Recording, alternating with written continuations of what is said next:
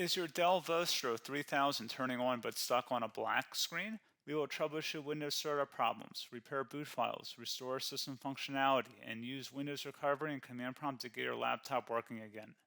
A lot of errors pertain to this problem, and we're going to go ahead and jump into what should hopefully be a pretty straightforward process, guys. And we're going to go ahead and jump right into it.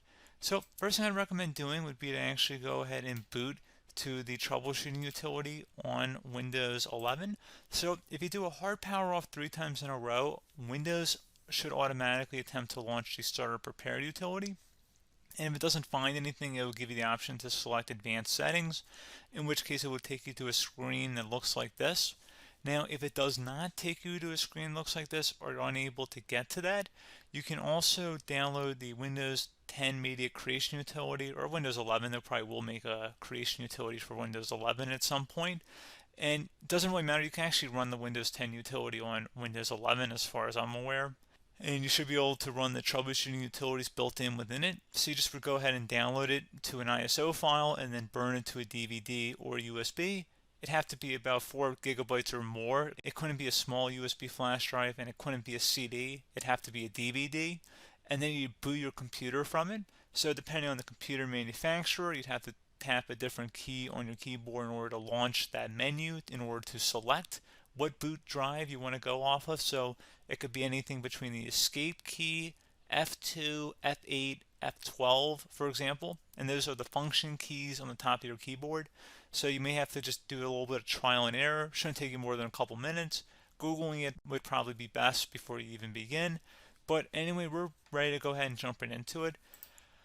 So we're on the choose an option page. So these will look very similar whether you're booting from it directly within Windows itself, or if you're plugged in a USB flash drive with the media creation utility installed and you selected the recovery option.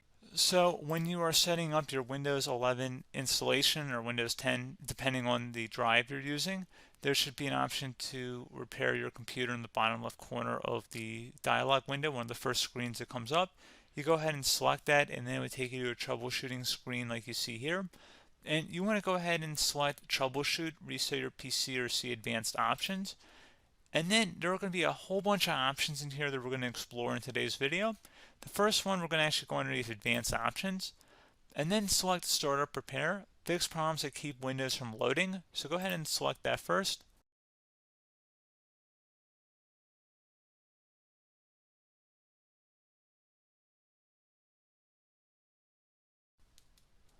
Okay, so you can see it could not repair our PC. That was our first option we could try. Something else, if we go back into advanced options here and then select troubleshoot, we're going to go underneath advanced options again. You can go ahead and actually access safe mode by selecting startup settings. And then if you select the restart button, you have the option on the screen select safe mode with networking, which will give you a key on the screen. It'll tell you which key to press to enter that. I believe it's the F7 key. It'll do that for you. I'm not going to go over that in today's tutorial because I don't really want to go into safe mode, but you're more than welcome to attempt that by going into here and then selecting restart. Again, it'll launch another screen. It'll say what key do you want to press, and it'll give you like 7 or 8 different options, and you want to select safe mode with networking. There's also an option for a command prompt too, but that's going to be something we're going to cover later in this video, and we don't even have to go through that in order to access it. So that's why I'm not going to really push for that, because unless you know exactly what's causing the problem, you probably don't need to go into safe mode. Unless you're trying to recover files, in which case then you definitely can go into safe mode, but we're trying to actually recover our computer here. So I hope that makes sense. Something else we can also try here as well would be to uninstall updates, remove recently installed quality or feature updates from Windows. So if you go ahead and select that, you can uninstall the latest quality updates, which generally is the more day-to-day updates. Feature updates are the less regularly released ones, like the big ones.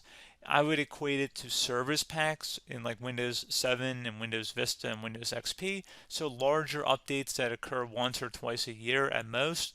And the quality updates are more just a regular update. So probably obviously depend, it'll take longer if you're going to try and uninstall the latest feature update versus quality update. And maybe you don't need to go back that far. So just giving you guys a couple of pointers with that. Something else you can also look at here, and we're going to jump into the command prompt in a little bit, but you can select System Restore, which will use a restore point recorded on your PC to restore Windows. And this is something I would highly recommend here, guys. So select next. Assuming you have a restore point saved on your computer, you go ahead and select the most recently created one, and you'll select next, and then you'll select the drive. You shouldn't actually have to select the drive. You can scan for affected programs, but we're going to keep it all default here, and then we're going to select finish. So once started, system restore cannot be interrupted. Do you want to continue? I think we're going to select yes. I don't think we have anything better to do on our computer right now, so just give it a moment here to initialize. It will take a couple minutes to run, obviously depending on how large your hard drive is and how much is saved on the system restore point. So just give it a couple minutes here.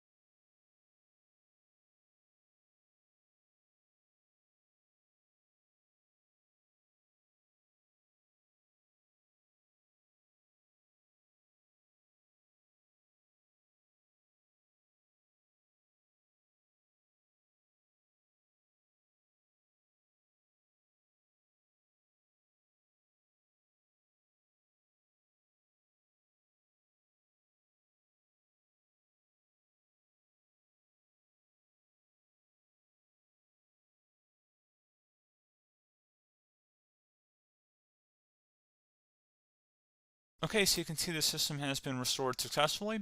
We're going to go over a couple different methods in addition to that if that did not work. So I'm just going to pause the video and we're going to start back on the recovery screen that we started with. Okay, so a couple other things we can try here too. If you go back into troubleshoot, you can select reset your PC while you choose to keep or remove your personal files and then reinstalls Windows. You can select to keep my files, which will remove apps and settings but keeps your personal files. You can also select remove everything, which will remove all of your personal files, apps, and settings. So this is more of a factory reset, the second option here. First option, it should not delete all of your personal files. However, it will pretty much clear most of your programs. And keep in mind, there's no guarantee that your information, number one, is even still available and easily recoverable on your computer to the point that you actually would be able to recover anything. And the second point is that there's always a chance that it won't actually recover and it will just do a factory reset anyway. So there's no guarantee that actually would keep your files anyway. So I would recommend trying to get a recovery tool and backing that up first before selecting it anyway. But again, those are a couple different options. And then something else you can try here if you go back to the choose an option. Another option, if you go underneath choose an option and select troubleshoot, advanced options, and now select where it says command prompt. Okay, so the first thing we should do is type our main hard drive here. In most cases, it should be the C drive. So you just do a C colon and then hit enter on your keyboard. So once you're underneath the C drive, we're going to type in dir and then hit enter on your keyboard. It should have program files, users, and Windows all in there. That's how you know you're in the right directory.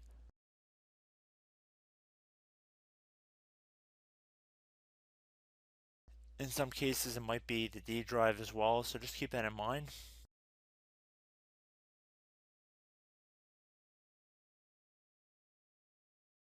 Next thing we're going to do is type in cd space / Windows / system 32 / config,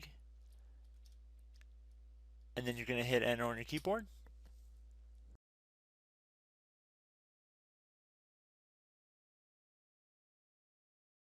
So now you're going to type md space backup. If you've seen other tutorials, it might also say to put down md backup. That's because the backup name is pretty common when you want to back something up. So you can name this whatever you want, doesn't have to be backup. So if you've already made a backup folder in the past, you could do backup 1, for example. So once you're done setting the name you want the backup to be called, hit enter on your keyboard again.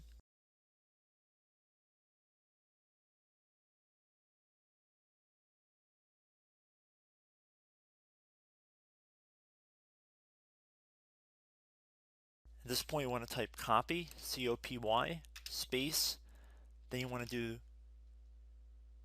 the star symbol above the 8 key, then do a period or a dot, whatever you want to call it, then another star sign, and then another space, and then type backup, and then hit enter on your keyboard.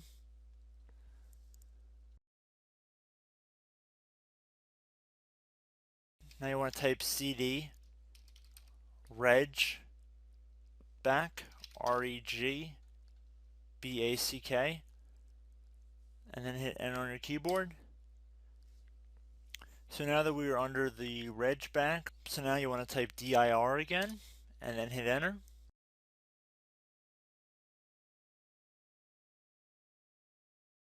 So now at this point we're going to type copy again. So copy, space, star sign, dot, another star sign, space, and then 2 dots. So we're going to type copy, space, star sign, dot, sign, star sign, dot, dot, and then hit enter on your keyboard again. So for overwrite, you want to overwrite all. So type A on your keyboard, so capital A, and then hit enter on your keyboard.